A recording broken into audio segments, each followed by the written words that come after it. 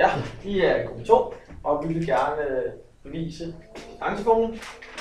Til det får vi brug for en linje L med en vilkårlig forskrift, og vi får brug for punktet P, som også har et vilkår. Så starter vi med, og vi skal finde distancen D, som går vinkelret på L. Så starter vi med at finde et vilkårligt sted på L, og så tegne en linje, der har en længde på 1 og er parallel med x-aksen. Så har vi fået en vinkel A, og så tegner vi en linje, som er parallel med y-aksen, som vi kalder for, som har en længde, der kalder numerisk A, da det er hældningen på linjen L.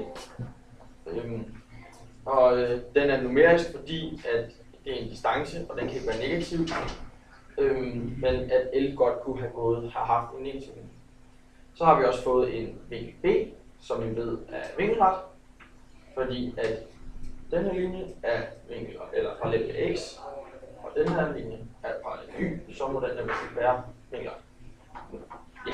Så det næste, så tegner vi en streg fra punktet P og ned til L, som er vinkel eller parallelt med y-aksen, og så får vi en vinkel, der hedder Q. Og vi ved, at Q og P, de må så dele det samme x. Så den kommer til at se sådan ud med x også, komma y2.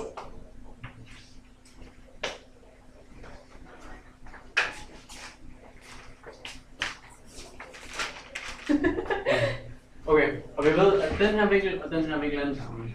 Og de her to sider, de er begge parallelle med y-aksen, og de rammer begge to i linjen L, som har en konstant hældningskoefficient.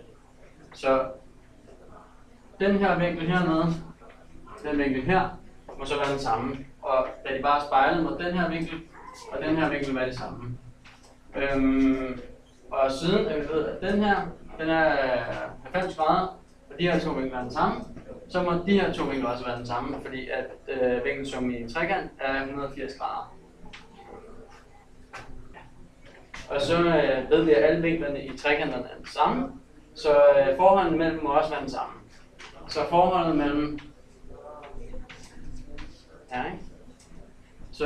mellem afstanden mellem P og R er det samme som B.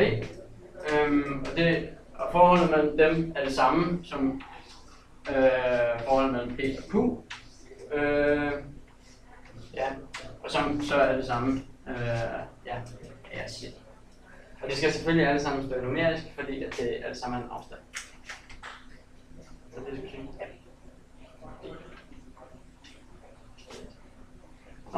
er det. Og vi ved, at afstanden AB er med E. Og afstanden mellem P og R kan vi bare for D. Og det kan du egentlig bare skrive som D.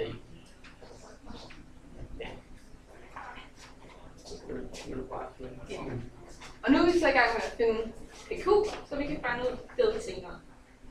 PQ, det er den her, og da de deler det samme x, så må punktet hernede, det må være, afstanden her, det må være y2 minus y1. I numerisk selvfølgelig. Og det kan man også skrive, eller for at finde y2, så kan man bruge den her, som så skriver som numerisk ax1 plus b minus y2, 1 i numerisk. Super. Og så har vi så PQ, og så skal vi finde AC. Altså det bruger vi Pythagoras, da vi har den her, og vi har den her, så mange så. Og det hedder så AC i anden, er lige med numerisk A i anden, plus numerisk 1 i anden. Det er så lige med A i anden plus 1 i anden i numerisk.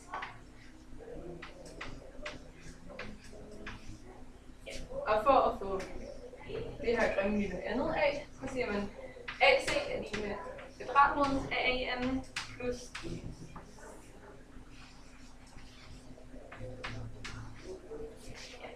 behøver ikke at stå numerisk. Da det her er jo i anden, og uanset hvad du ganger med hinanden, så giver det plus. Ja. Ja. Og så kan vi så se, at hvis vi sætter dem sammen, så får vi ax1 b minus y1 divideret med radmåden a i anden plus 1, og det synes så give d. Og hvis man sammenligner den her med den opgivende, så er det ens, hvilket må sige, at det har vist distancevognen.